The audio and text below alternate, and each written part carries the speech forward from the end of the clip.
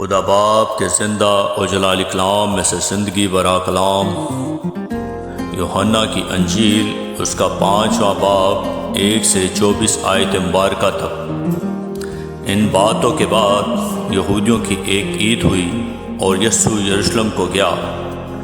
یروشلم میں بھیڑ دروازے کے پاس ایک حوض ہے جو عبرانی میں بیت ہستہ کہلاتا ہے، اور اس کے 5 برآمدے ہیں۔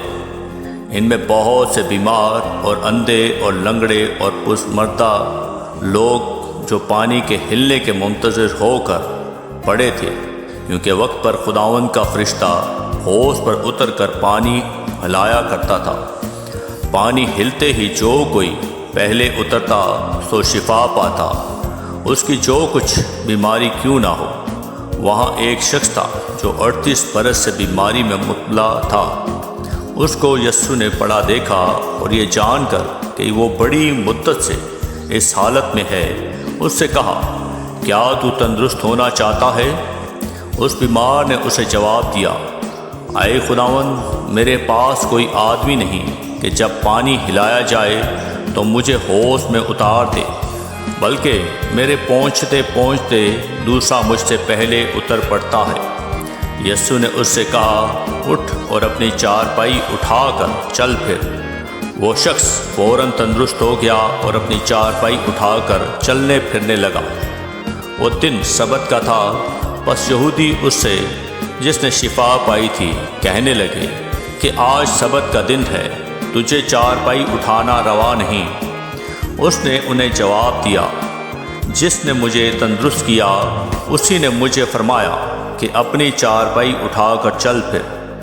انہوں نے اس سے پوچھا، وہ کون شخص ہے جس نے تجھ سے کہا چارپائی اٹھا کر چل پھر؟ لیکن جو شفا پا گیا تھا وہ نہ جانتا تھا کون ہے، کیونکہ بھیڑ کے سبب سے یسوع وہاں سے ٹل گیا تھا۔ ان باتوں کے بعد وہ یسوع کو ہیکل میں ملا۔ اس نے اس سے کہا، دیکھ، تو تندرست ہو گیا ہے، پھر گناہ نہ کرنا، ایسا نہ ہو کہ تجھ پر اس سے بھی زیادہ آفت آئے۔ اس آدمی نے جا کر یہودیوں کو خبر دی کہ جس نے مجھے تندرست کیا وہ یسوع ہے۔ اس لیے یہودی یسوع کو ستانے لگے، کیونکہ وہ ایسے کام سبت کے دن کرتا تھا۔ لیکن یسوع نے ان سے کہا کہ میرا باپ اب تک کام کرتا ہے اور میں بھی کام کرتا ہوں۔ اس سبب سے یہودی اور بھی زیادہ اسے قتل کرنے کی کوشش کرنے لگے کہ وہ نہ فقط سبت کا حکم توڑتا بلکہ خدا کو خاص اپنا باپ کہہ کر اپنے آپ کو خدا کے برابر بناتا تھا۔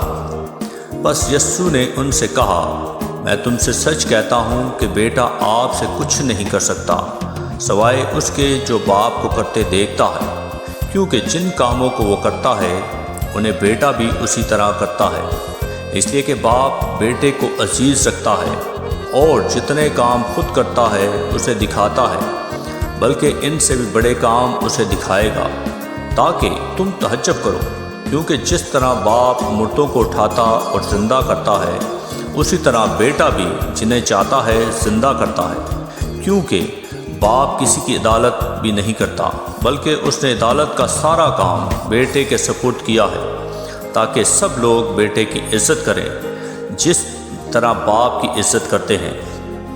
جو بیٹے کی عزت نہیں کرتا وہ باپ کی جس نے اسے بھیجا عزت نہیں کرتا۔